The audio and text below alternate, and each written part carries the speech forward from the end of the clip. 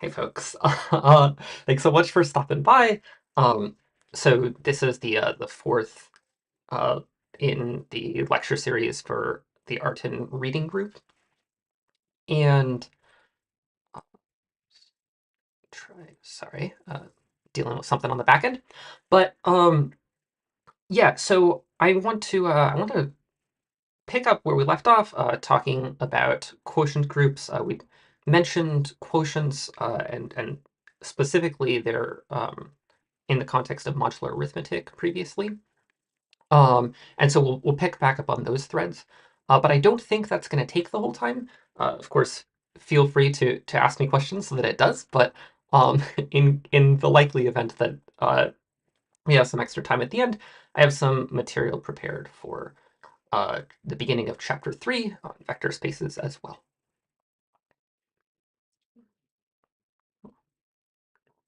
So let's get started. Of course, feel free to post any questions in the Discord chat or unmute yourself and ask. Those are both valid. If you're hanging out in Twitch, I'm also monitoring that chat as well. So should be able to catch you no matter uh, how you want to get your feedback. So I'm going to start off with this big example that both Goose and Run talked about, which was um, so this modular arithmetic. And I'm not going to do a very serious treatment of this, but I just want to highlight one particular thing that's going to be useful as we go forward. Um, so we'll stick to a very concrete example. So the group, we'll say our big group is the integers, and we're going to pick a subgroup, and all subgroups look like some, multiples of some number. So here we're going to pick that number to be 3. Um, and the picture that you should have in mind is something like this. Let's try that again. So we pick, the integers sort of have this come with this natural order. So it starts with 0, or that should be positive, please.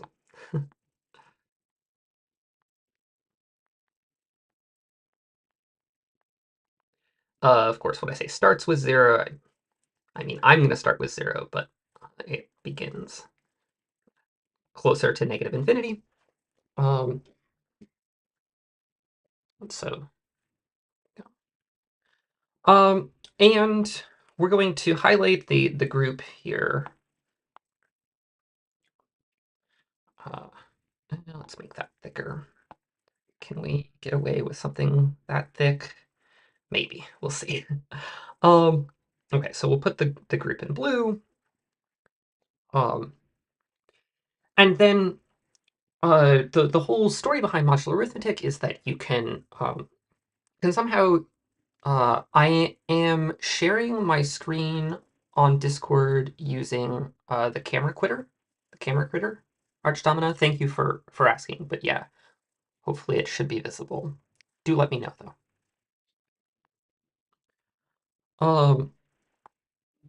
So this is a subgroup, and in particular, being a subgroup, it is a coset. It's the special coset that contains the identity element. But there are also 2 other cosets. So there's 2 other cosets.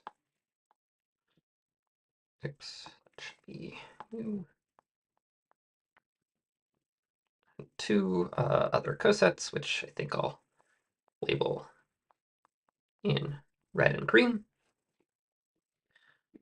So we got to make some choice here. Let's choose the coset containing 1 to be red, and the coset containing 2 to be green.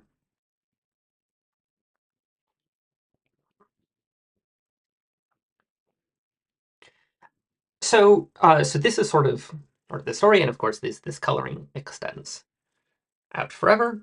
But there's this miracle that happens, which is that if we want to add some numbers together, right? Okay, so I don't know, 2 plus 1 is equal to 3. Hopefully not news. So 2 is green, 1 is red, and 3 is blue. So this we can forget about the numbers here, and I'm glad. Seems like we had some success with folks finding the picture video. So yeah, so we could try the same, just like forgetting about the numbers and just put the colors down here. Like what happens if you add a green and a red together? Well, this could get pretty wild. Could take the green to be 5 and the red to be -2.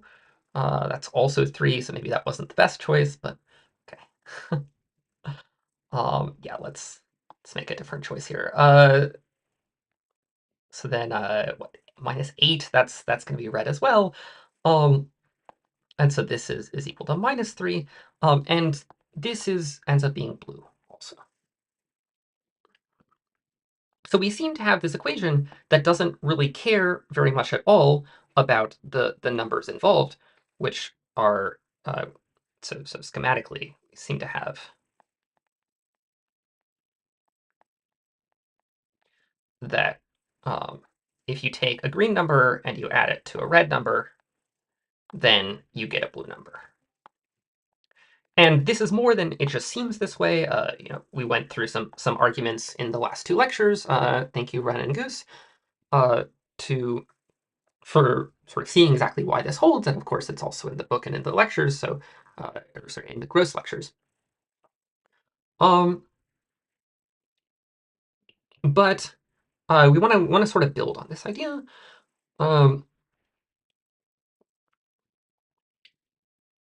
Which is yeah. So we could indeed uh, the colors. Okay, when I say colors, of course, I mean cosets have their own group structure that's compatible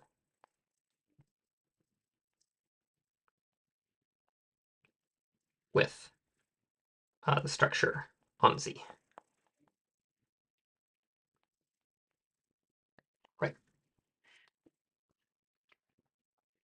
Now, I want to emphasize that this is not at all a um, this is not at all like something that you should expect. Uh, so I want to go through at least one example to talk about what could happen here.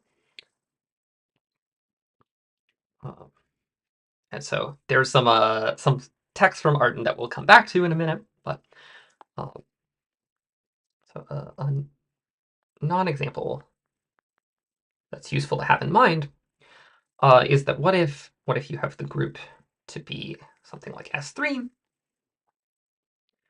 and subgroup, I want a subgroup to be well, something like this. Okay, remember S3 is the number, or excuse me, is the group of permutations on 3 letters, and so I'm saying, what if we just look at the element that swaps the first 2 things in the list?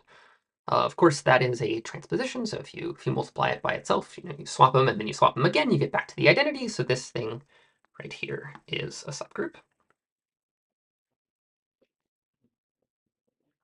and it's a perfectly good subgroup. So let's try to draw sort of a similar picture. The nice thing about S3 is that it's small, right? So we might have the identity and 1, 2, and yeah, maybe I should have kept my coloring scheme.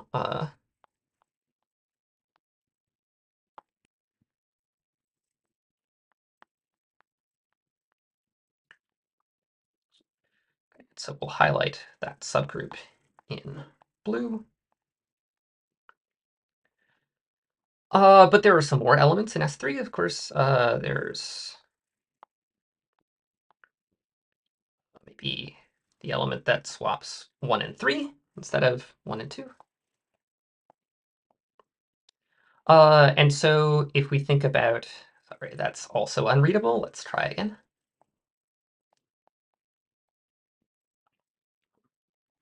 And so if we think about what the coset containing 1, 3 is going to look like, well, of course, if you multiply by the identity, you get back itself. Okay, so that's not so interesting.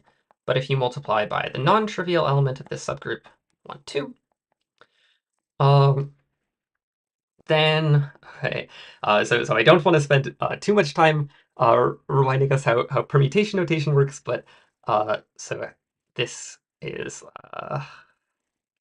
well, okay, I'll just say that um, this 1 gets sent to 2, and then 2, nothing happens to 2 over here, so that's going to be 1 goes to 2. But now 2 goes to 1 over on the right-hand side, and then 1 goes to 3, which means that 2 overall goes to 3. And similarly, 3, nothing happens to it over on the right side, but then it gets sent to 1 over on the left side, and so it goes back.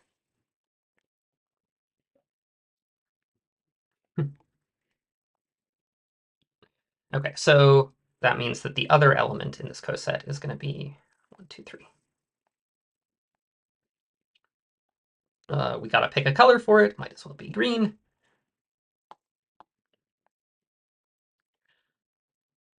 Uh, Confirming Anders' suspicion that green and red makes this fairly ugly brown color, but okay. Okay, and so then there's only 2 more elements left in S3. So let's pick one of them. I think we haven't used 2, 3 yet. Okay, and we could check, but we sort of know by the way that cosets work that the last element is going to have to be in this coset as well, and the last element is 1, 3, 2.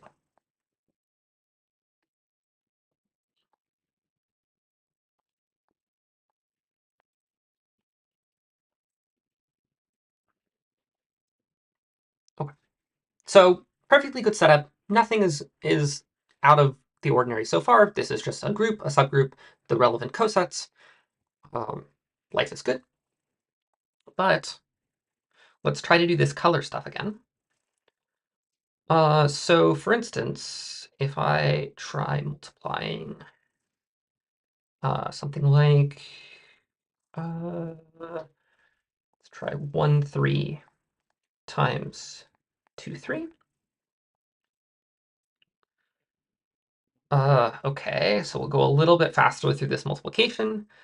Uh, 2 goes to 3 goes to, or excuse me, let me start with 1. 1 does nothing over here, and then it gets sent to 3 on the left. 3 gets sent to 2 on the right, and then 2, nothing happens to it on the left, so there's a 2, and that's going to close. So this is putting the colors in there. This was green multiplied by yellow is equal to yellow. And already that should start to be concerning to you, right? So because what this means is that if there was going to be a group structure here, well, the only way that you can multiply 2 group elements together and get the same group element back. And remember, if we forget about the actual permutations here, we just focus on the colors, then yeah, that's really what's happening, right? Green times yellow gets you yellow back. That means that green would have to be the identity. Oops. So if this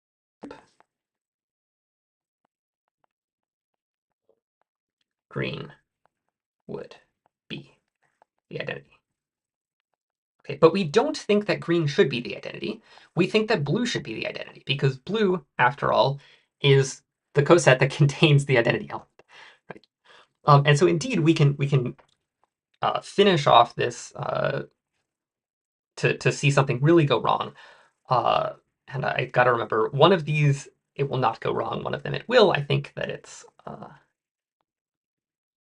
think it's 1, 2, 3 times 2, 3. So this again is green times yellow.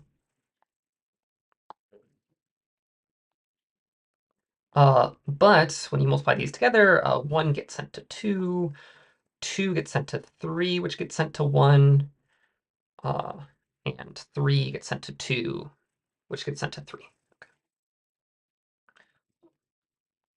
And so this is blue. So this is now genuinely a problem, right? It's not just sort of suggestive of a problem. This really is a problem because supposedly green times yellow was supposed to be yellow, but now green times yellow is blue. Like the something is going wrong here. I want to linger on this for just a second.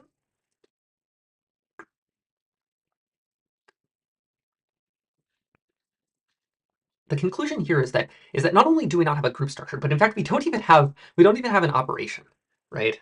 Um, so the colors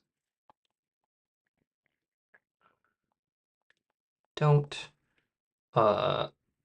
have like unique products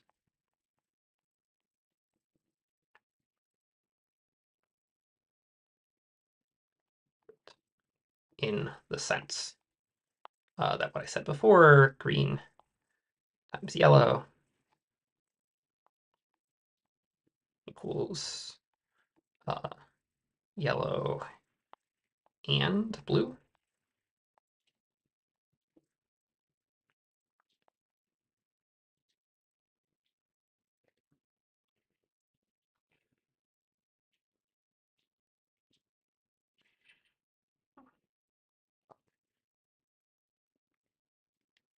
So of course, what we want to do is we want to think about, what's happening, in this example that's bad, right? Something is happening that's that's different from what was happening in the modular case, the modular arithmetic case.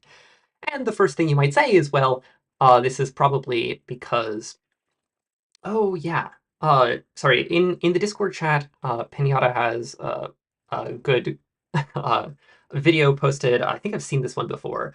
Uh, if these sort of cycle notation computations were not familiar to you, um, or just like uncomfortable, because I think we did, but I definitely would encourage you to go take a look at that.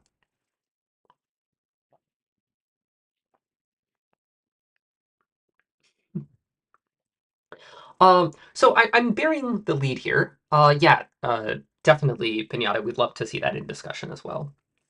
Um, I'm bearing the lead here, which is a little bit silly because it's literally on the screen already, right? The It's very suggestive that this we're probably going to be talking about normal subgroups.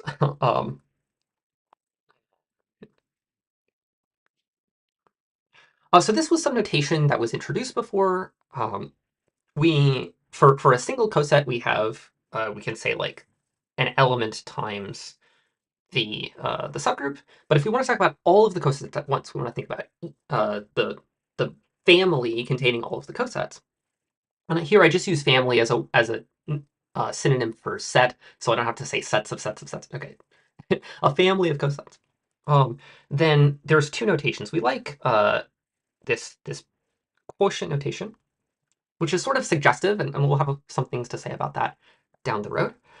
Um, but also perhaps slightly less suggestive notation is this G bar, which is really handy. You see this very often in the modular arithmetic setting.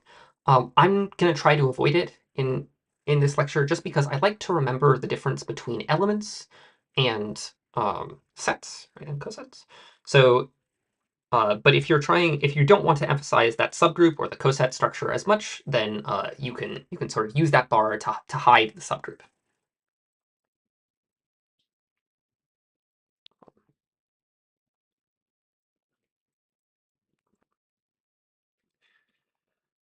So it's going to turn out that normal, yeah, well-defined is the English term for this. So do I have a spare color? Not really. Let me pick one from the palette. So this is not well-defined.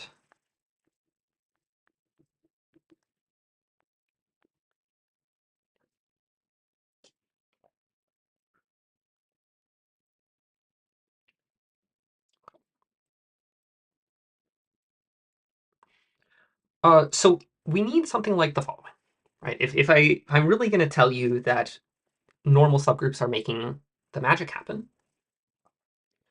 um, then we need something like this. We need to know that there is a well-defined operation, right? So real quick, what is this lemma saying? Okay, so it's saying that there's an equality of sets, right? Both of these two things here are sets. Um, the set on the left is every group element that can be written in the form a n times b n, where those n's can be different.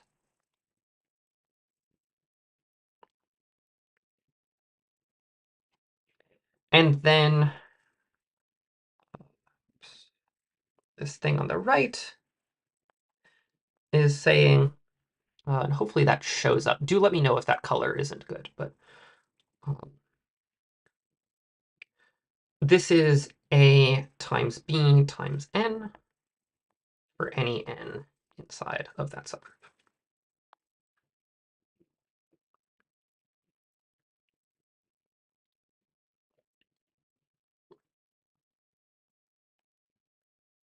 Okay. So one thing that I want to highlight here is that there's one of these directions is very obvious. So it's written as an equality, but somehow it's only one of the inclusions that we care about. So the obvious direction is this direction. So this is sort of straightforward. And why is it straightforward? Well, because uh, look at this thing here. Since n is a subgroup, in particular, it contains the identity. So if we set that to be the identity,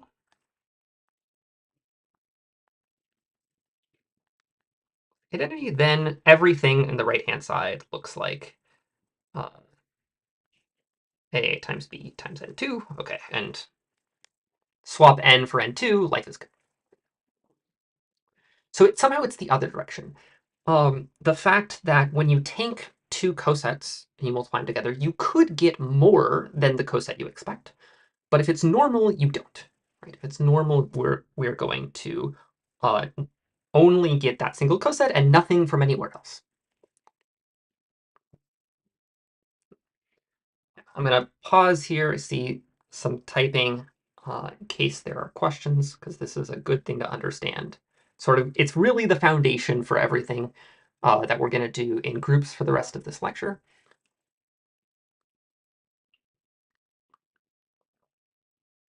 Okay, also a question in Twitch, so let's might take a moment for them to come in. This question's more about the course structure. Yeah, there will be some ring theory in the future.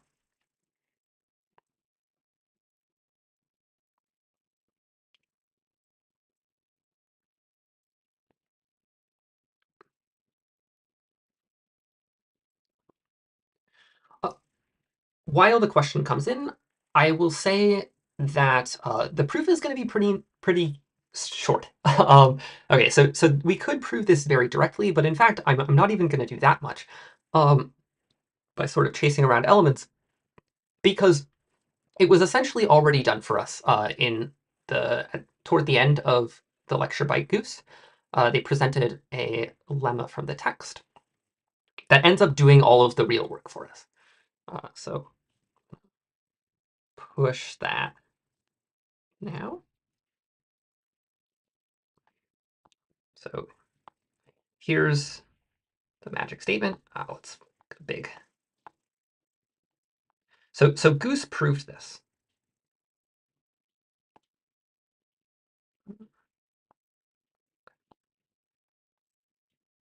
Is that readable? I feel like that's a little rough. One more time. One more time. Okay, so in last lecture.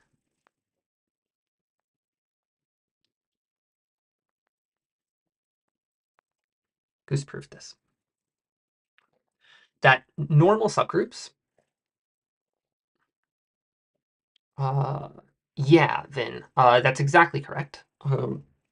So in the uh, in the chat right now, you can see a slightly more carefully written explanation of the easy half of this theorem.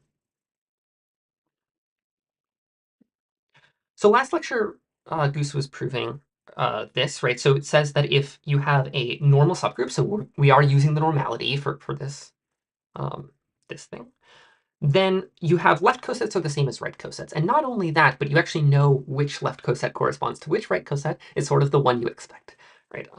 If you multiply by an element on the left, excuse me, if you multiply an element by the group on the left, that's the same as multiplying the element by the group on the right.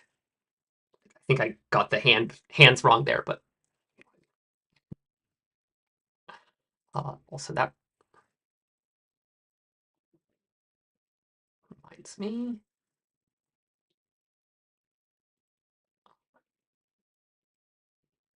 Okay. Yeah. So I claim we're done. This thing that Goose did essentially resolves the entire problem. Why? Well, let's try to start writing things down. So we need to start with a n times bn. Okay. Well, you can't stop me from writing that like this because anything that is an times bn, uh, an1 times bn2 is the same thing as an element that is a times n1b times n2. Okay, nothing to prove here. And now the magic. Because of proposition 6.8, we can replace that nb times by bn. And start moving stuff around. This is AB. Well, keep the colors. Why not? Times n. There should definitely be a b there, not an n. Okay, let's try that. um, and then this. So it looks like we're pretty close, right? We just have too many n's here, but remember that n is a subgroup, right? And so that means it's closed under multiplication. So if I take any two elements in n and I multiply them together, I get something else in n. And conversely, I can write anything in n as a product of two elements in n. So,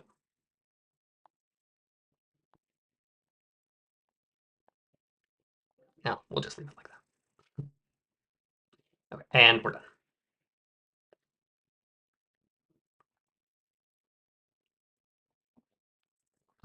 Yes. And as Anders, the hiragana person in chat mentions, this is actually I was about to say exactly what Violet says.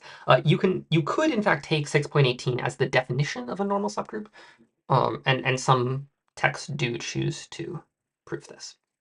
Excuse me, do choose to make that choice. But Artin makes the choice that normal means. So Artin says that normal n means or is defined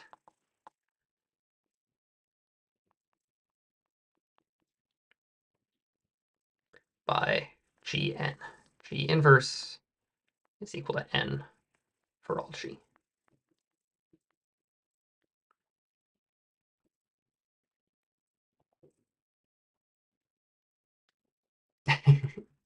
Saved indeed.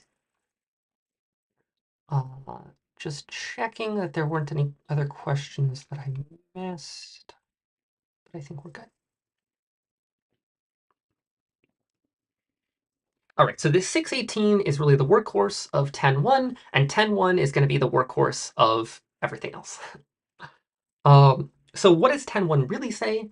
It says that we do have the dream that was not achieved by our symmetric group example from before.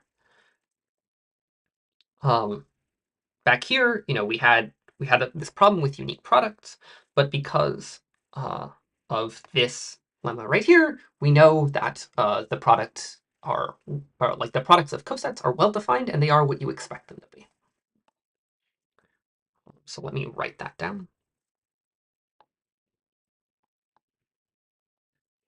So this lemma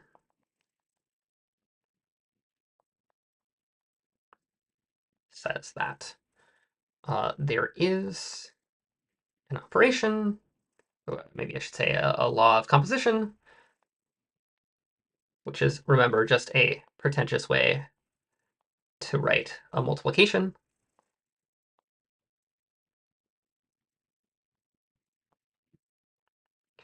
that takes a coset. Remember, this is the set of all cosets, the family of all cosets, and another coset, and spits out a third coset, um, in the way that you expect. AH times BH is equal to ABH.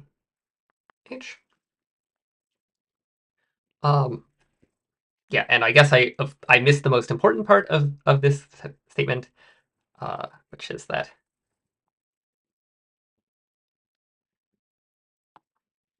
if H is normal. One can argue that the the converse is also true. That if the group is not normal, you are never going to have a law of composition. So uh, Artin does this. I can't remember if Prof. Gross does this, but um, such as it is.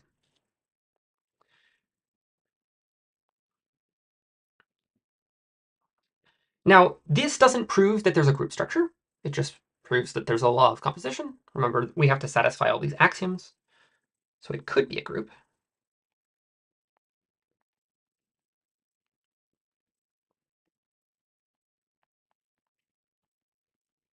If it satisfies the axioms.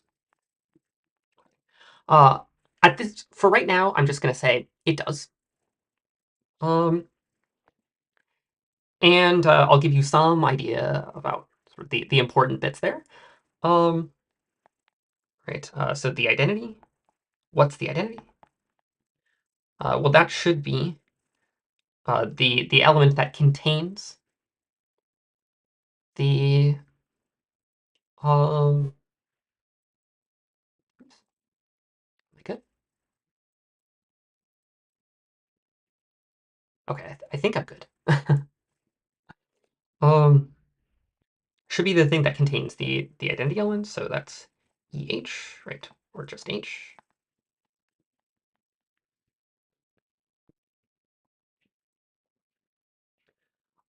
And then what about inverses?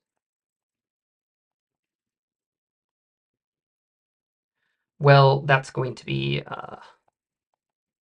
I want the inverse of this. Well, you'd probably guess it. It's going to be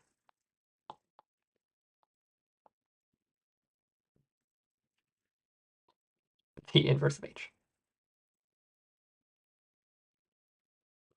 Or excuse me, the inverse of A. The coset corresponding to the inverse of A.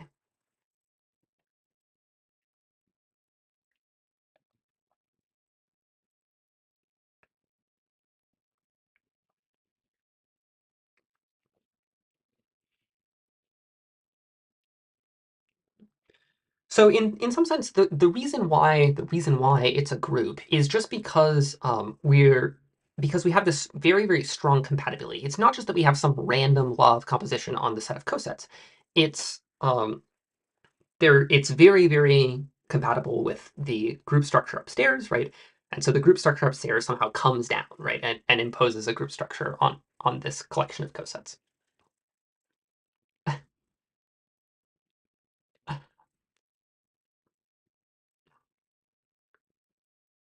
So this is formalized by Artin in this proposition. So with the law of composition defined as above, that is as in 10.1, then the set of cosets, which you can write in either way, uh, Gn or G bar is a group. But Artin actually describes it in a slightly different way. Um, yes, and I should say about that, because this confused me for a while. I have been calling these quotient groups the entire time, but there some texts prefer the term factor group. So this is a quotient group, which is sort of annoying, right? Uh,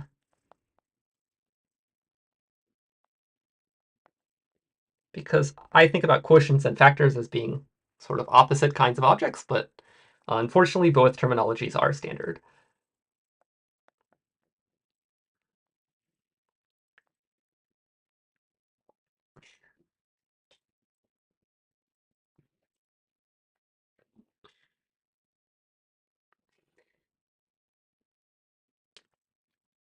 Okay, but what I was getting at is that the Artin like has this additional kind of structure going on here.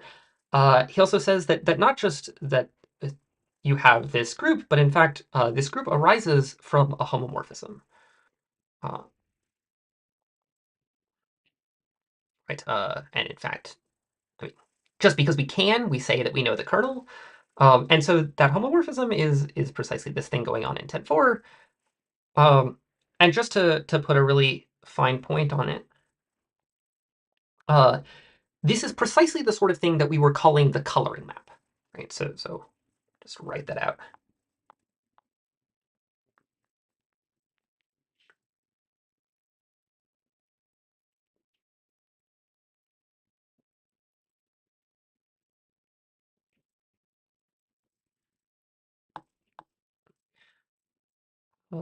Sorry, G. So if G is equal to Z, and H is equal to, well, I guess I should maybe call it N after all this time, is equal to 3, or 3Z, then G mod N is equal to Z mod 3Z. And so pi is this quotient.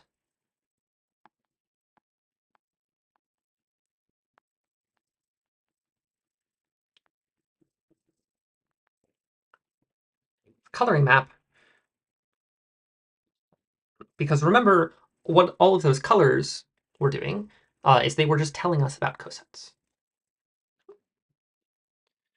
So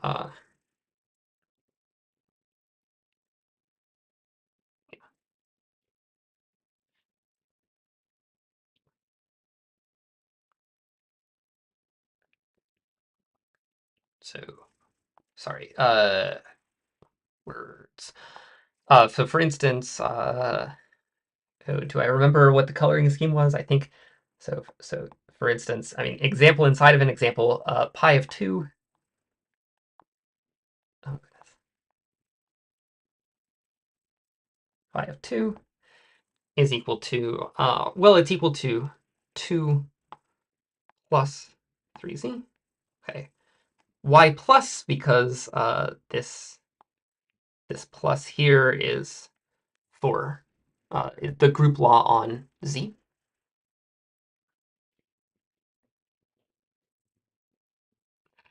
And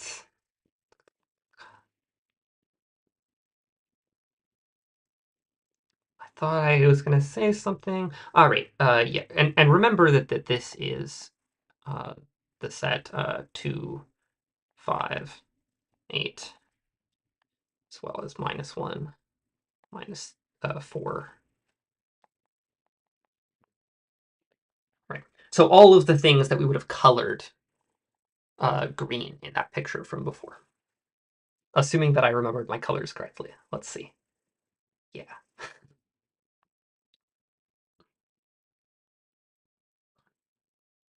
And this is fully general, is the point. You don't have to, um, we've focused on this very specific example, but it works for any group. Um,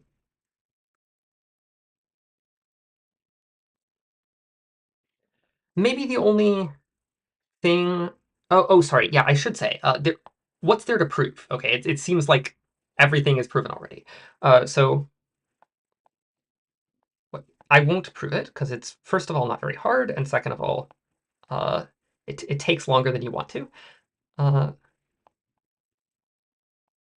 so first of all, of course, we need to check that the kernel is what we think it is. But more to the point, just because you have a map between two groups doesn't mean that that map is a homomorphism, right? Uh, so far, all we have is that pi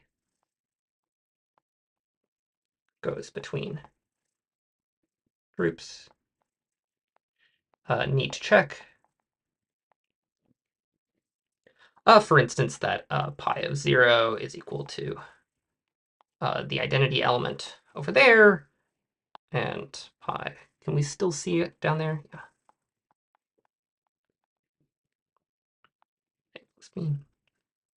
Okay. Being a little sloppy here just because we're not actually going to do it, but you still need to check that it's a homomorphism.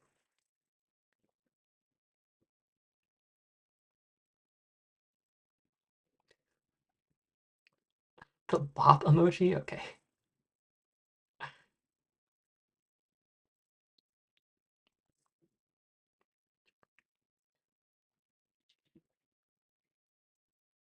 Right. I don't know why I have this slide in again. Let's keep going. So one of the kind of fun things about this, the phrasing it the way that Arden does, is that it allows you to see this converse to the statement that we had earlier. So way back in Ron's lecture, and I'm sorry if I'm saying your name incorrectly, um, but Ron argued that the kernel, right, of a homomorphism is a normal subgroup because we were like, okay, we've got this weird definition. Is there anything that actually is a normal subgroup? And yes, homomorphisms give you a way to find those things. Okay, so, oops.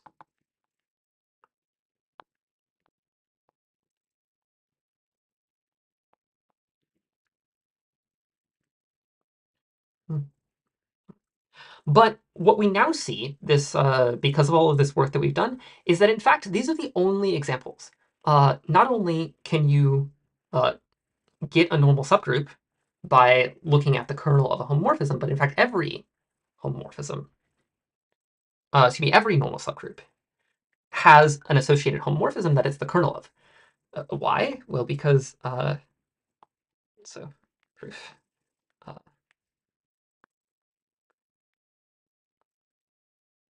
if n is normal, then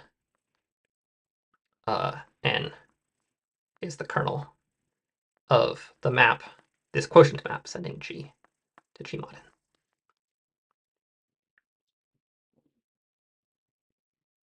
Mhm.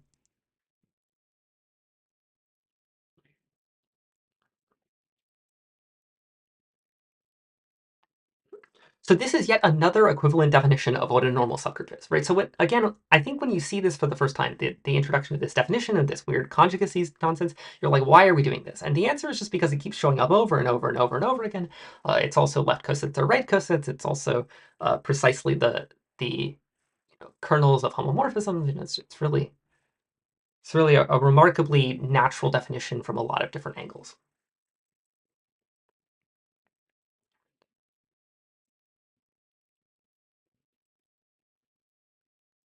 So I'm happy to take questions on this, but I'm gonna move forward while you type in. And we're going to take a small detour. Now, I'm not going to spend a lot of time talking about product groups. Arten has an entire section on this.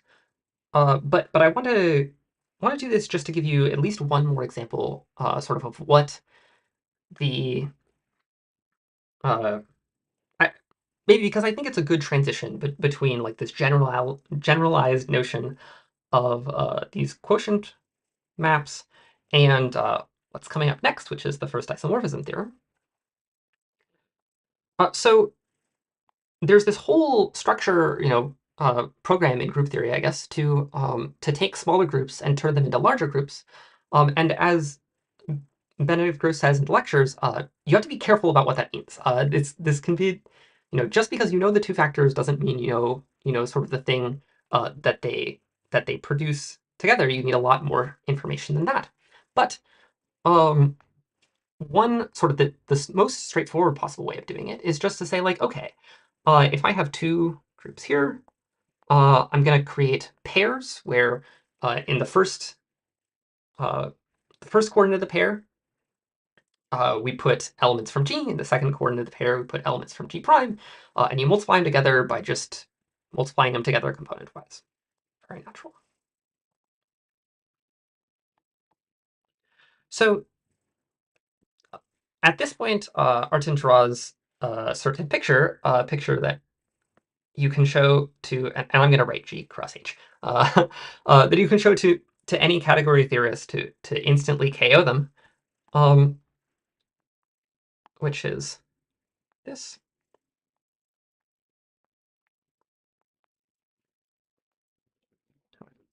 So if you are sort of categorically inclined, you don't really want to draw the second half of this picture. Uh, and I will say really nothing more about it than that, except that this side of the picture is sort of the side we're going to focus on anyway, so we'll just leave it there.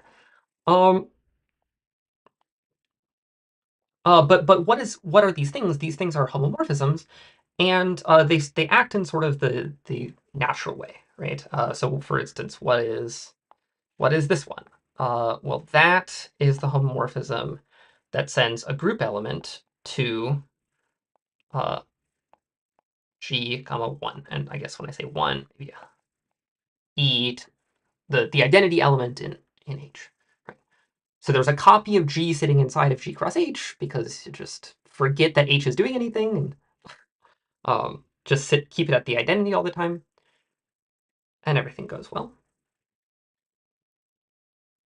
Okay, and then conversely, like what's this? What's actually I want to do this one.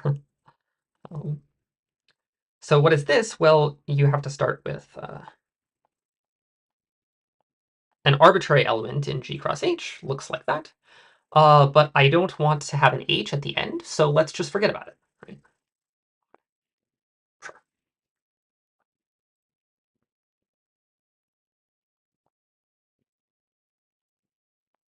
Okay, so this half of the picture is sometimes called the inclusions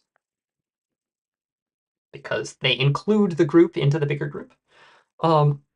And this half are called the projections because we project down onto each of the factors. This has a very, very concrete meaning. Like it really looks like a projection if you take G and H to be the real numbers. So if G and H are both real numbers with addition, then you can literally draw what it looks like. This is G, this is H.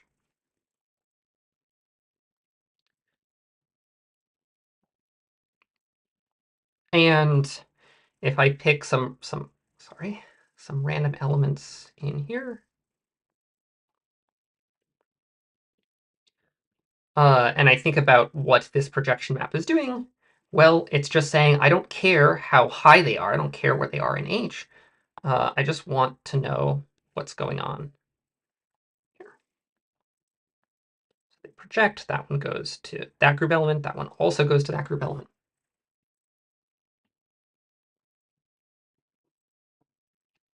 So,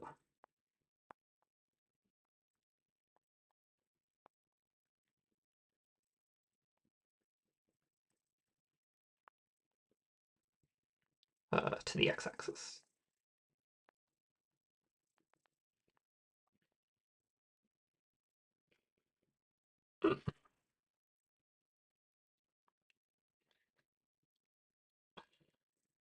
Uh,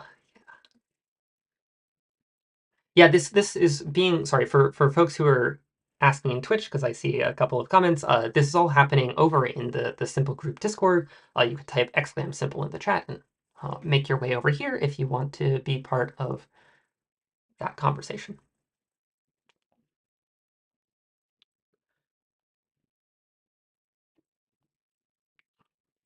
So what I want to note here is that the projection map, yeah, no, let me call it projection. So this is the action of P. Maybe I'll say P G here. And if we think about what the kernel of P is,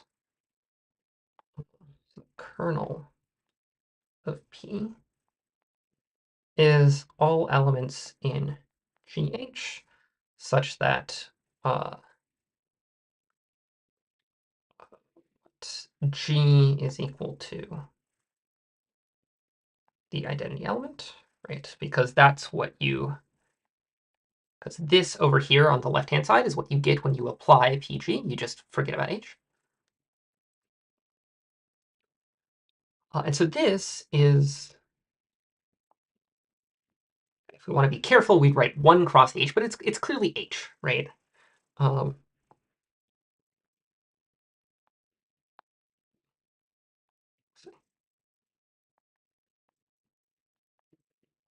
you know, it's not literally equal to H because it is technically a set of ordered pairs, and H is not a set of ordered pairs, but it is functionally H, right? The second element of the ordered pair is always the identity, and so it doesn't contribute anything to the group structure.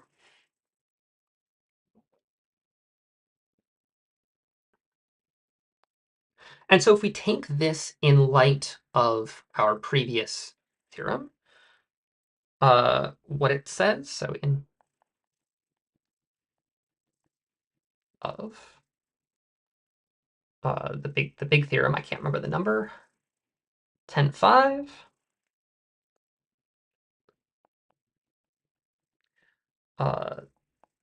This says an equation that looks very, very natural when you write it down this way, but it only looks natural because the notation is very good. um, which is that if you take the product group, take a product of two groups, and you quotient out by groups. Okay, and I'll be careful now, really. 1 cross H. Then this is isomorphic to G. So this is one reason why the term quotient is used, right? It's because it is sort of an inverse to the direct product. When I say sort of, what I mean precisely there is that um, uh, the blue, statement in blue is true, right? It is that if you take a product and then take a quotient, you get the original. It is not true that if you take a quotient and then take the product, you get the original. So it's only like a one-way inverse. Um, But I don't know if this was the original motivation for this definition, but or if you mean for this terminology, but it is like a very convenient thing to have in your back pocket. And what sends it that way? Well, it's the because of this red example. The red example says that PG does this, but the theory tells us that pi does this, right? That canonical quotient map. These two maps are the same, right? Not too hard to convince yourself of this. So this is sort of concretely like this is another example that maybe you should have in mind aside from this coloring map. Like what do these quotients look like? And so now we're gonna finish off. We're gonna take our stretch break first, but when we come back, we're gonna uh, punch the highlight for this the the theoretical side of this group theory chapter, which is that it's not just that the canonical quotient is a quotient, but in some sense, every homomorphism is more or less a quotient. There's a small asterisk that you need to add to that, but somehow these pies, these canonical maps, are the only game in town, up to just changing your perspective a little bit. And again, we'll come right back to that, but let's stand up and take 10 minutes break. We'll start it up again at 10 past the hour.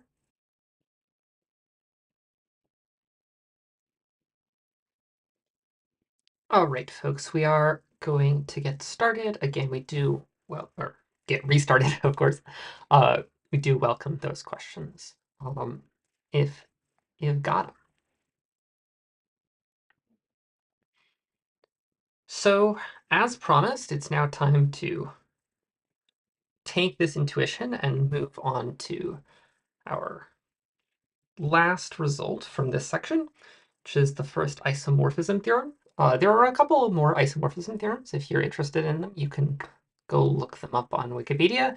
I don't think I would make quite as strong of a claim as Arden does. It's like they're not really that important. I think they're kind of important, but um, they're we're not going to use them in any substantial way for a while. Certainly not until we get um, past the vector space stuff. It is, and they're a little esoteric, I guess. And maybe I should say they're a little bit theoretical. So I don't think that like having these in your back pocket is gonna like bust out a good solution to one of these homework exercises or anything. I think it's just if you want to know, you can know. But this one is kind of a big deal. Um, so the claim here is that is sort of a converse to right. Uh, Sort of converse to this big theorem that we had before, that if you have a quotient group, then you can understand that as coming from a homomorphism, right? A surjective homomorphism even. And so the first isomorphism theorem says, to what extent can you turn that around? If I have a surjective homomorphism, to what extent can I say that that comes from a quotient group? Uh, and the answer turns out to be sort of in a very strong sense, you can say this. So you hand me any surjective homomorphism at all, um, and I sit there and compute the kernel of that. So you handed me this.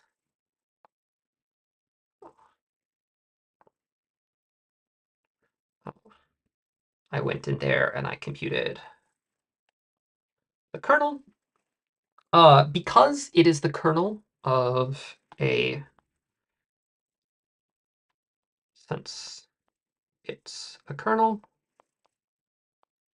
it's necessarily normal.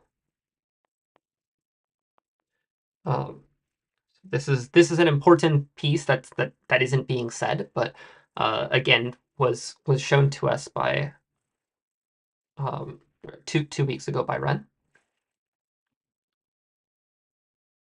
So because it's normal, we could talk about the quotient group G mod n, and it says that in fact G mod n is isomorphic to the target. Right? This G prime, let's keep it visible. That'd be good. Is that G prime?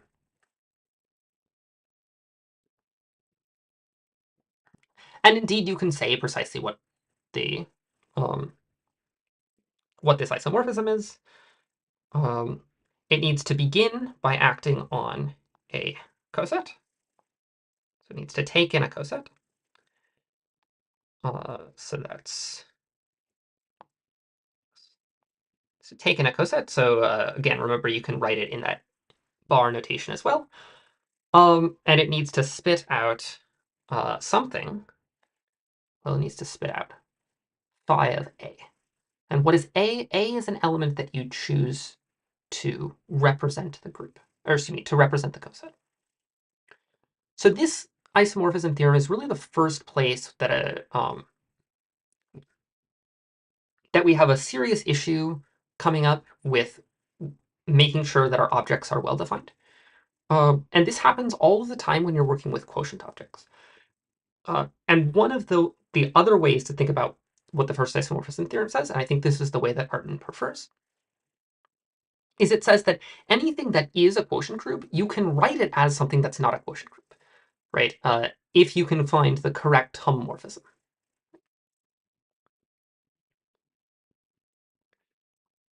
And the disadvantage to working with quotient groups is that the elements of a quotient group are sets. And so if you want to figure out where that set is going, then often the way that you want to do it is you want to pick an element in the set, and you know something about what happens to that element. Because it's easier to work with elements than it is to work with sort of all of these elements at once.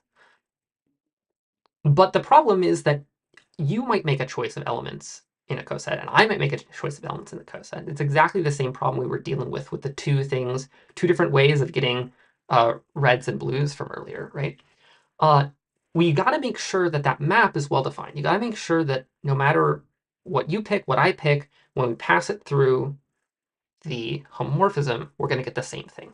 And that's not at all clear, right, from the way it's written down here. Um, if I chose, if B happens to be an AM, that means that A is equal to B. Uh, but Y is phi of A equal to phi of B. And I think that I haven't really quite posed the question correctly yet. Um, so we need that this is equal to this. But if you ask how these things are defined,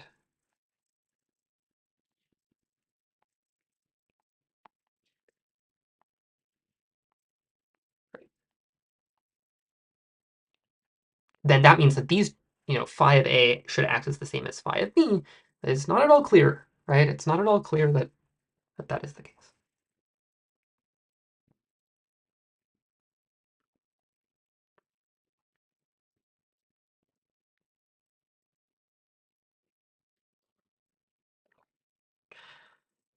So this, I think, I didn't prepare this proof beforehand, so I will say up front that I might have to bail out, but don't think it should be too awful. And I think it's going to come down to sort of the same kind of argument that we used to prove, excuse me, that Goose used to prove this big lemma way back at the beginning that was helping us out through our definition of quotient groups. So the plan is that phi of A times phi of B.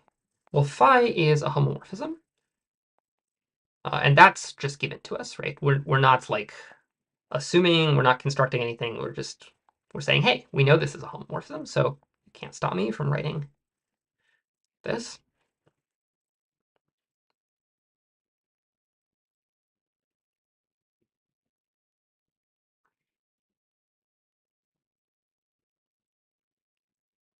Okay. Uh,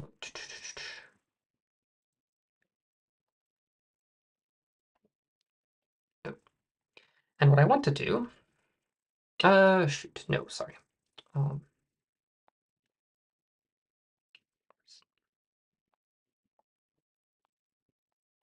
and sorry, that this, let's be clear about this.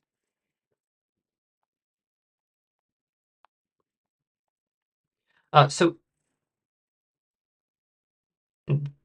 if we could show that this was equal to the identity, then we could multiply this equation on both sides by phi of b, and we would get what we want. So suffices to show that phi of A times phi of B inverse is equal to E by multiplying this on both sides.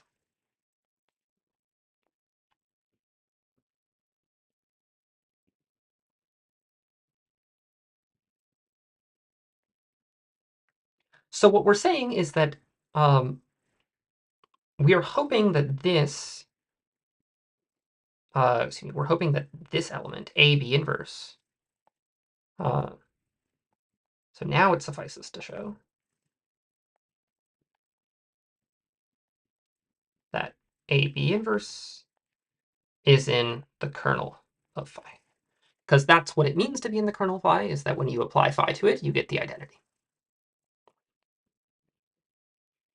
And if we could get this, then we can multiply on both sides by phi of b, and everything sort of, backwards, backwards, backwards. Okay. Well, what you know from way back up here is that it's not that any two elements need to multiply together to be, not that any two elements need to give you the same answer when you send them through phi bar, but it's precisely that the two elements need to be the same if they represent the same coset. So we can use this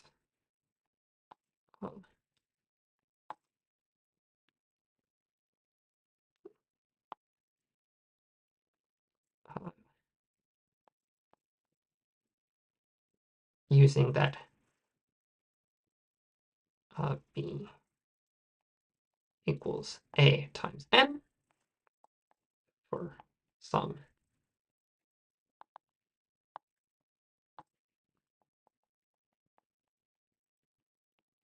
n is an n. That means that okay, this is some I made life hard for myself with these notational choices. But let's do it. Let's take um I don't want to fit this all into the bottom here. Let me go back up here. So we want to show that A B inverse, yeah, A B inverse is in the kernel of phi, and we're using that A equals Bn for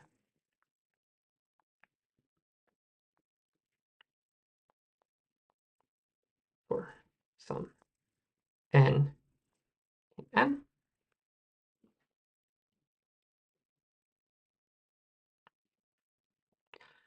So what I want to get is I want to show that that AB inverse. I want to manipulate this equation so it looks like an AB inverse. And I think that that is going to be somewhat annoying, actually. But um,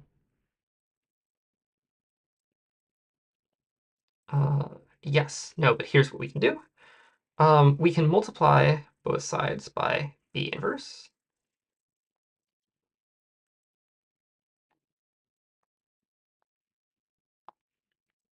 And then this, by the definition of normality, this is inside of n, right?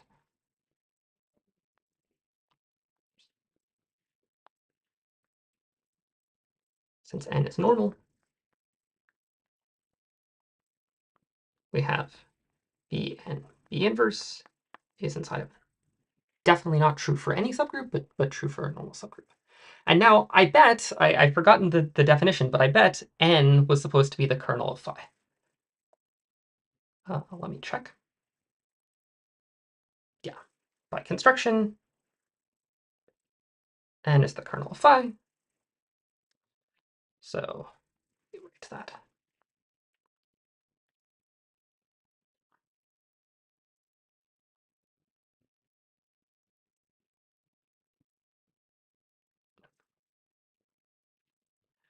So the conclusion from all of this is, so we have that AB inverse is the kernel of phi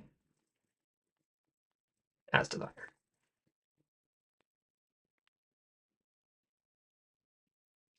Okay.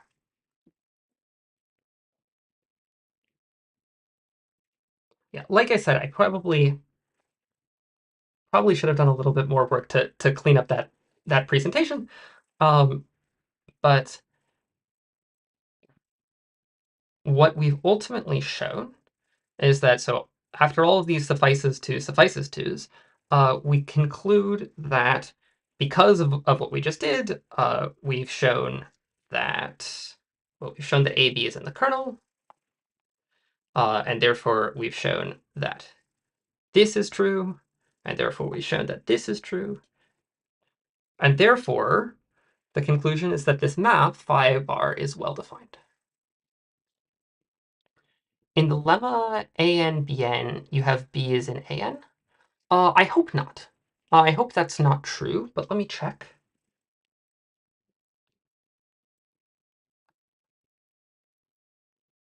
I'm not restricting myself to only choosing A's and B's here. B that right, so, sorry. So for those who are not following at home, in chat the comment was that from this lemma we have that B is in A. And I do not think this is true.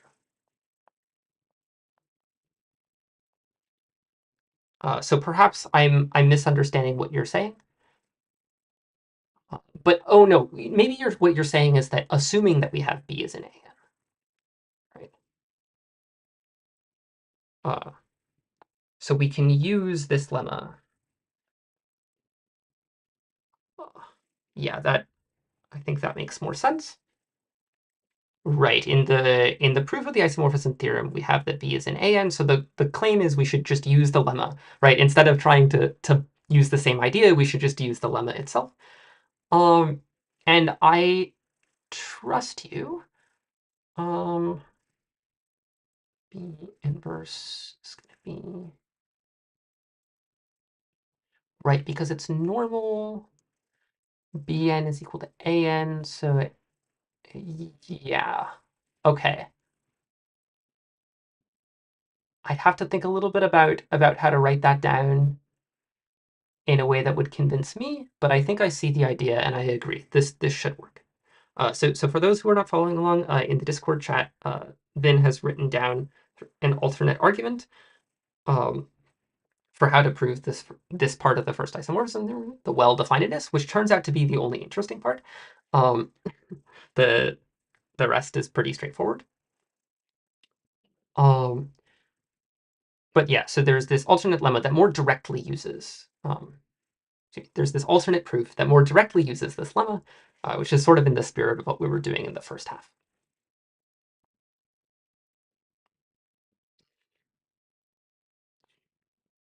All right. Yeah, thank you so much.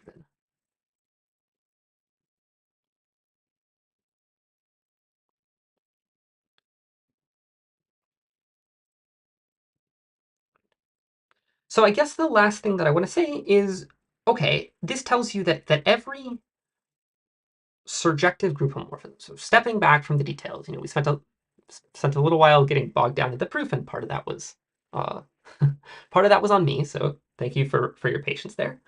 But pulling back to what this thing is going to tell us, like what do we learn from this? We learn that uh, anytime you have a surjective homomorphism, that is uh, that is functionally the same thing as a quotient, right? Because uh, you can the sort of diagrammatic picture here is, I don't know what other kinds of diagrams there would be, but diagram here is that if phi sends g to g prime,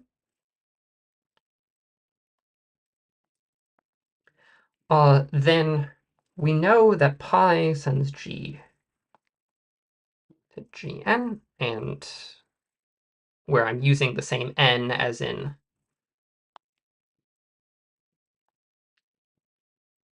the theorem statement. And so the claim is that these two things here are isomorphic. So in fact, the action of phi looks exactly like the action of pi, except that we relabeled the group elements. We relabeled the cosets to look like things in G prime, but somehow the structure underlying them is precisely the same. Now, this doesn't cover every group homomorphism. This only covers surjective group homomorphisms. But as was mentioned, I believe this was by Goose, this is not such a problem, right? If your map is not surjective for non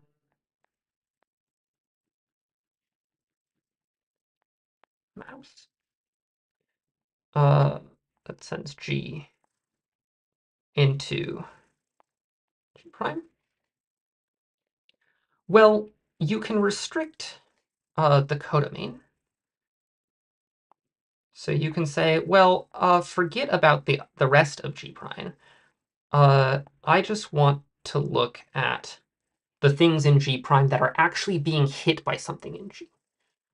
So the picture here is G prime is this. Or sorry, that's not how I want to draw this picture. So phi is acting, and it might not, if it's not surjective, it's not going to hit everything in G prime. But it is going to still hit this piece here.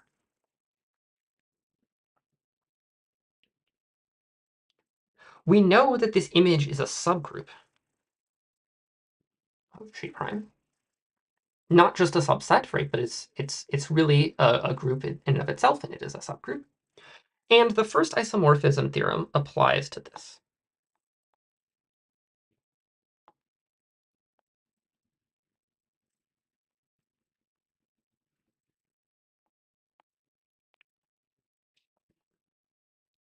So I might not be able to represent the entire codomain as looking like cosets from the original group, but I can represent sort of the only piece of the codomain that matters from the perspective of this map as coming from these cosets.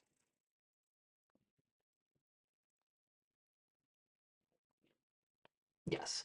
Now, what Pinata is saying in the chat is something that's mirrored by Prof. Gross in the lectures, which is that there's sort of a bigger story here, um, that about short exact sequences,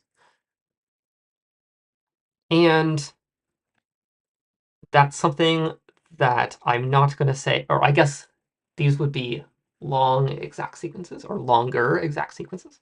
But I'm going to leave that comment sort of at that phase for now. This is a moment of transition. In the last 25 minutes, we'll be saying a few things about vector spaces. So I want to make sure that if there are any last comments or questions about the group stuff, that we get those in the air, on the table, whatever metaphor is appropriate.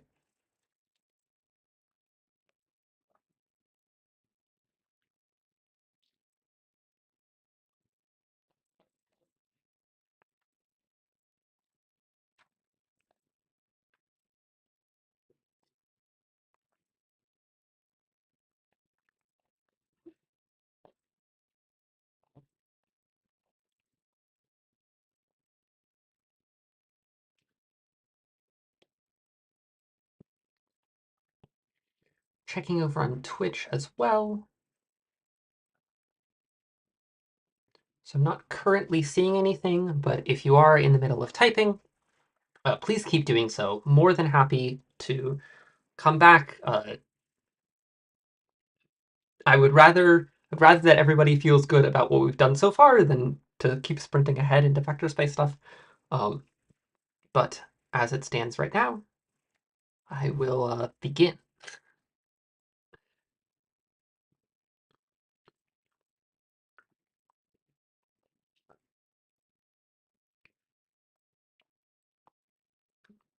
So if you're like me, you learned about vectors from a physics class.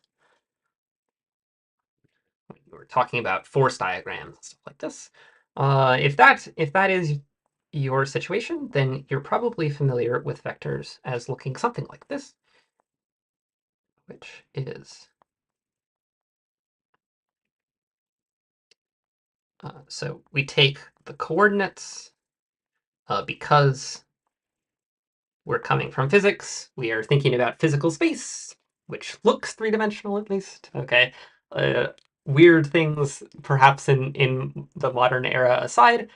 Um, so we can describe any point in space by these three coordinates. Pick your favorite starting point, pick a set of axes, and then describe how far you have to go this way, how far you have to go this way, and how far you have to go that way.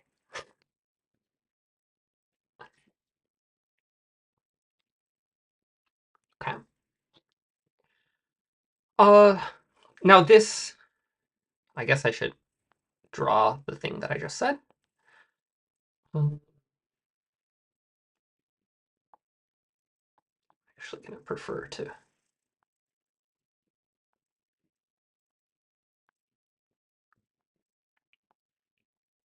do this. And so a generic vector here is going to look something like, like that, where if you could try projecting it down into the xy plane, and then it has some kind of it has coordinates down there as well. And that's positive, positive, positive, but in general, these things can look a little strange. So like this.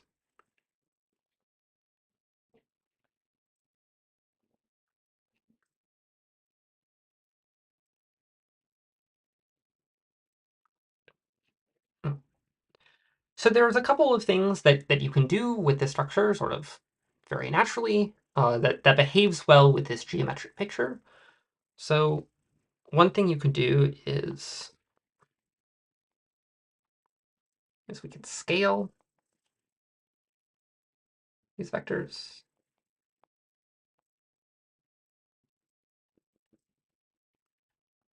So in other words, just keep the same direction, uh, but perhaps make it a little bit longer or a little bit shorter.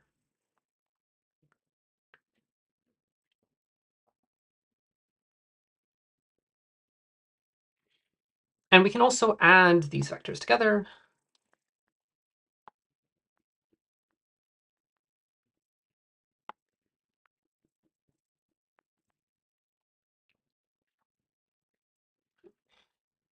And that, intuitively, you might not quite see the geometry there, but I'm sure that at this point in your life, all of you have become acquainted with this parallelogram rule, right? That the right thing to do is to take your vector, move it from being at the origin and put it at the head of the other vector.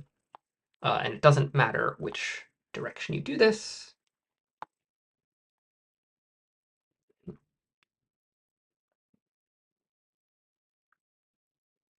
Of course, sorry, it matters which direction, but it doesn't matter whether you take the blue and move it to the head of the red, or the red and you move it to the head of the blue.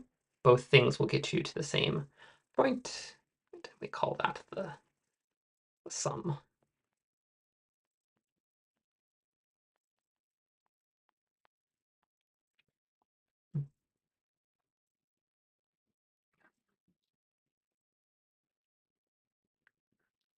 And if you had a very good physics teacher, they probably mentioned that even though sort of R3 is the thing that makes sense for the space for describing the space around us, mathematically there's no reason to stop, right? Adding things together is a very simple operation.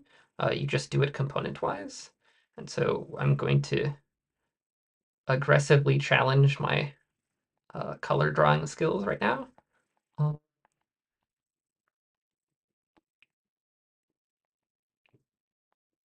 and you probably don't even need me to fill the rest in, but I will.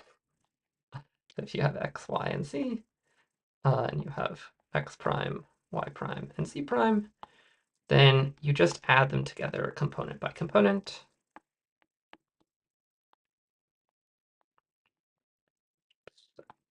Red y should not be primed.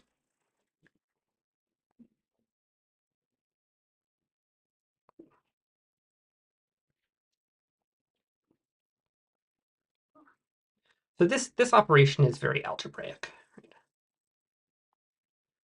This operation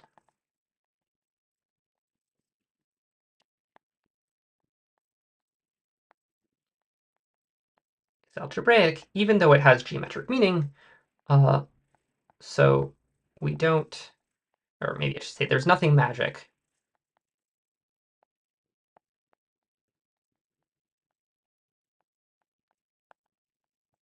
about 3 components. Right? You could just as well have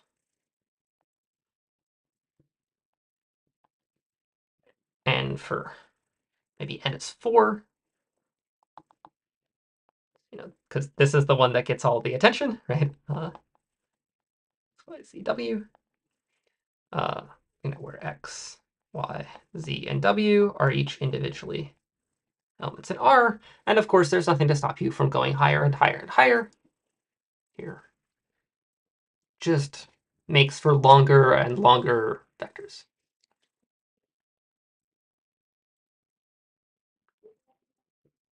So we synthesize all of this together.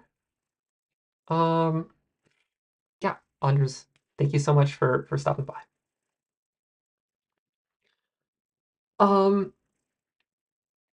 and if you were going to try to axiomatize it, you might come up with something like this. Okay. Uh, and it's sort of nightmarish to look at, but move this down slightly so we can actually see the entire thing. But when you start digging into it, it's not so bad, right? Uh, all this is saying is that we have these structures, right? We have a notion of addition, so we can add 2 vectors together. We can also scale the vectors. So we can take a vector, something in V, and multiply it by something in R.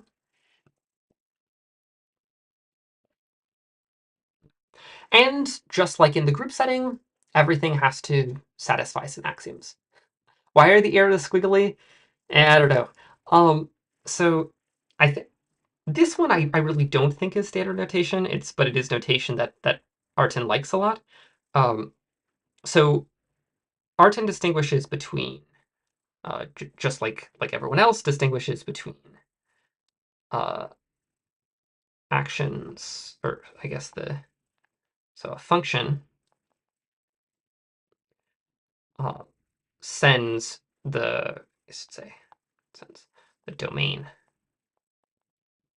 to the codomain, and that he uses sort of the arrows. But when he wants to actually talk about an element in the domain, sorry, let me try to use a neutral color here. An element in the domain, an x value and a y value, then he uses the squiggly arrow to make that distinction. More traditional notation would be it's still an arrow, but it has that little like vertical bar at the front.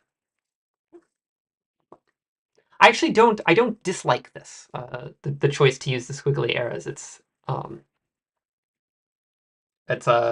makes it clear at a glance which one you're looking at.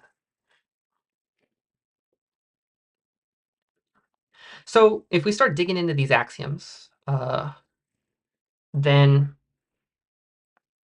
we have the first axiom is about addition, and it says that the thing is an abelian group, so great news. All of our group story is going to come along for the ride. It is abelian, right? So a lot of stuff is going to simplify. Every subgroup is normal, for instance, which, as you might imagine, based on what we've just been spending the entire uh, last hour and a half talking about, is kind of a big deal. In fact, the deal is even bigger than that, but we'll try to conclude on that point. And then there's some conversation here about multiplication and how it's supposed to work. And I don't want to belabor this too much, but one thing I do want to note is that uh, there's these real numbers here, and we can do lots of stuff with real numbers, right? So for instance, we can multiply two real numbers together, and you could ask, well, after you multiply the two real numbers together, does that have any relationship to what happens if you first multiply a real number and then multiply another one? Right? Sorry, that was a very badly phrased. Let me try that again. So on the right-hand side of this equation, we are first scaling the vector the vector v by the scalar b. Unfortunate name, but there we are. And then bv is a new vector, and we're going to scale that by a. On the right-hand side, we only do one scaling. We scale the vector v by the number a times b.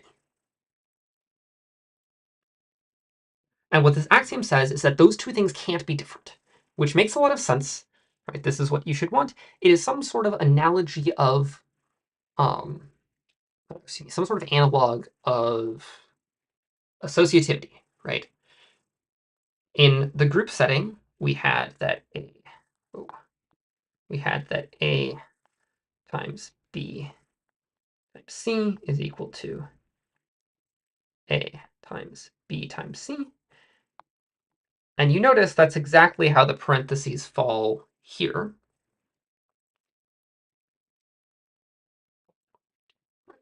It's just a little bit more complicated because before there was only one operation, right? Both of those dots were the same. But in this vector space context, this first dot here is a different operation than the other three dots. The difference between multiplying real numbers compared to scaling vectors.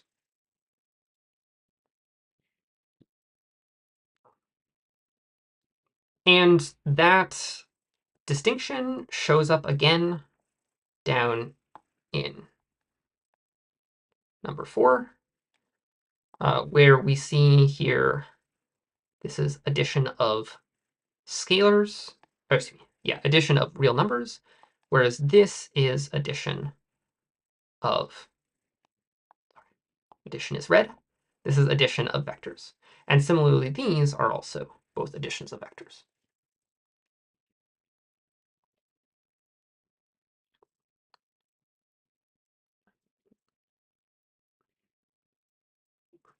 I don't want to spend too much time here because the sort of short version of these axioms is kind of works like you think it should, right? If I tell you if I have a bunch of objects that I can add together and that I can multiply by real numbers, you would probably guess that all of these things have to be true. And in fact, if I gave you something where one of them failed, you probably would feel a little bit icky about calling that thing a multiplication, right? Or an addition.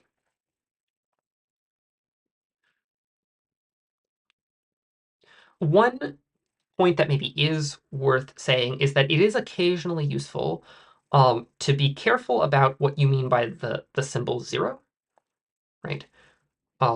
So if it needs to be emphasized, the distinction between the vector 0 and the real number 0, we'll put a sub, or Artin will put a sub v. I will put a vector on top of the 0. And in general, if I want to like emphasize that something is part of a vector space, it's common to either put a vector symbol above it, a little vector hat, or to bold it, but that's really awkward to do in handwriting.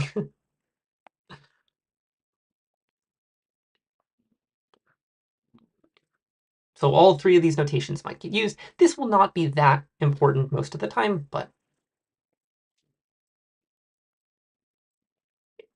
it does happen.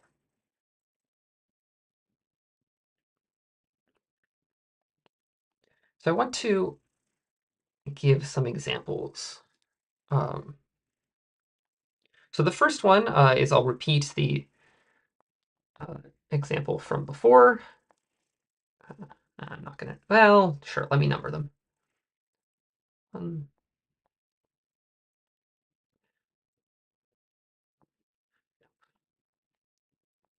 so Rn, right, which again is, in real generality this time for, excuse me, xi is a real number. Uh, Special case of this, uh, I'm going to I'm going to allow n to be any number bigger than or equal to 0. And you might wonder, oh wait, hold on, how does 0 work? So we take the convention that um, R0 is equal to the vector space that only contains the identity element.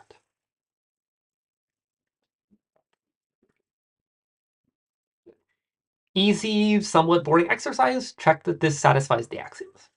Okay. Um, okay. It sort of feels like it should because the notation is very good. It feels like, if you add 0 to itself, you probably should get 0. If you multiply 0 uh, by a number, you probably should get 0 again. But you can argue this concretely. So okay, that's just lists of numbers. Or anything else besides just lists of numbers? Sure. So a very important vector space is this one, which is the notation we use for polynomials with in X with real coefficients. And so that, a polynomial is a number times a linear term times a quadratic term. Okay, and it can keep going for a while, but it does eventually have to stop.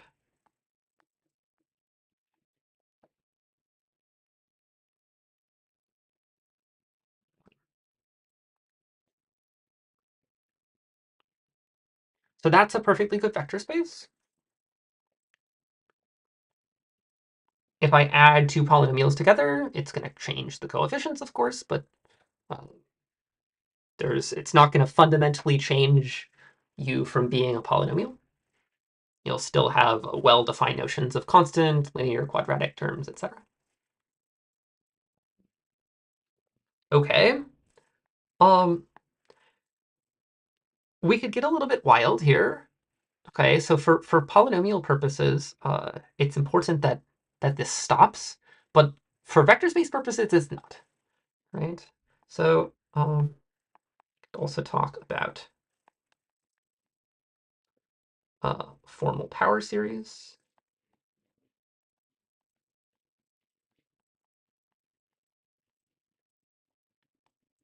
Uh, Again, with real coefficients.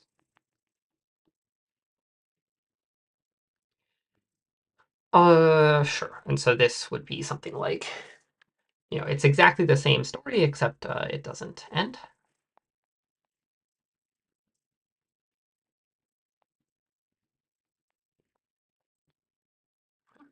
You still can't stop me from adding two things together. You still can't stop me from scaling everything.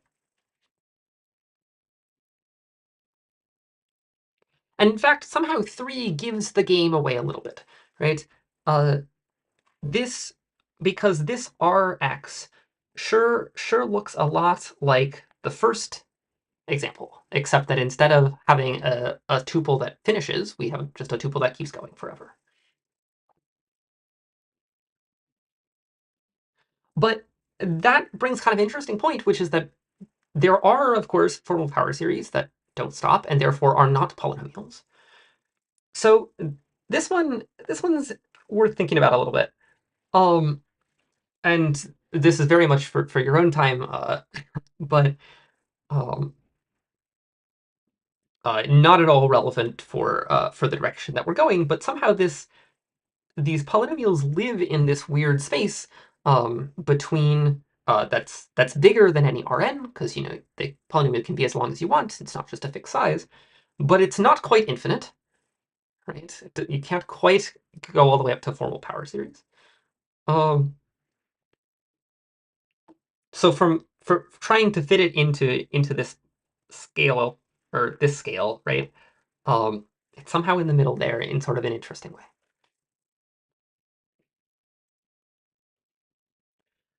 One last example, although there are of course plenty more, is if you've taken a course in differential equations or have just sort of have a general sense of these things. Um, if I write down any linear differential equation, it doesn't even have to be constant coefficient. Uh, as long as it's homogeneous, and this part actually is important,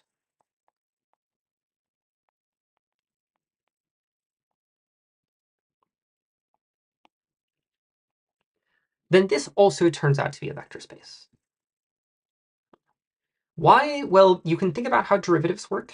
If you take a solution to that differential equation and you uh, add it to another one, then it's going to be some function. And when you take its derivative, add it to 3 times, or take its second derivative, add it to 3 times its derivative, and add that to 2 times sine x times the thing, well, you can use the fact that the two individual things satisfy this equation to show that the sum does. And perhaps easier to see is that if you scale it, so you just multiply y by c, that's just going to factor a c out of the entire left-hand side, but the left-hand side is equal to 0. So c times 0 is also 0, and you're just as good. Now, I hope that the last one feels different. Like I did spend a little while talking about it, maybe trying to justify it to you, right? Um, it feels like there's some sort of difference between what's going on in the top three and what's going on in the bottom one. And not just because there's some calculus involved, but it's really like it feels like I haven't like told it to you in the way that you might want to hear it, right? Um, so what Artin is doing for the remainder of section 3.3 is going through and very carefully formalizing the concept of what it means to understand a vector space in the way you want it, right? This precisely means that you're trying to come up with a basis. So these first 3 vector spaces, I would say, come with a natural basis. Sometimes people call it the standard basis. I say sometimes, that's a very normal name. People often call it the standard basis. um, whereas the last vector space might have a basis. It does, in fact, but um, it doesn't sort of come with one. There's nothing naturally sort of there in the definition that says like, oh, I could probably use these things to construct the entire vector.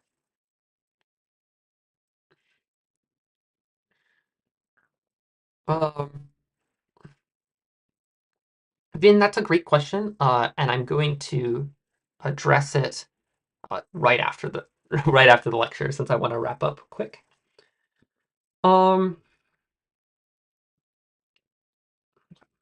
so I don't think we're going to have time to talk in any detail about bases, but can I give you one of the big highlights? So there's sort of 2 slogans with um, I don't think I want to actually. I think we'll be a little bit rushed and it won't be super satisfying. But um, just to give you a preview of what's coming, there's sort of 2 directions that are coming up in the next 2 sections. One is to talk about bases.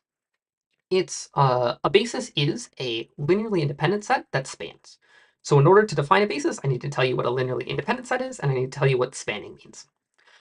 So those are sort of natural objects that you might define for any vector space, even sort of weird things like this last example. And a basis, right, is precisely something that is both. So in some sense, we'll recognize those as being dichotomous. Like it's uh, some sense it's easy for small things to be independent. It's easy for large things to span, and so a basis is that precise meeting ground in the middle. And the other thing is throughout this entire explanation, throughout this definition of vector spaces, I've been assuming that this thing right here, the thing that we scale by is a real number. There's no reason to do this. You can replace these real numbers by more general objects uh, called fields, and this is what Artin does in section 3.2. Uh, Roughly speaking, everything that is true for the real numbers is also true for fields. So if you ever find yourself getting sort of lost in the abstraction, I would definitely recommend that this is a great place to sort of cut down on one level and say like, okay, instead of thinking about any vector space, I'm just going to think about real vector spaces. This stops being true at some point in lecture 4. I think probably, or excuse me, not lecture 4, in chapter 4. So for right now, we're very safe, and I think that it will come up when it's relevant, sort of where the real distinctions are in the linear algebra theory. But that is all upcoming. Thank you so much for tuning in.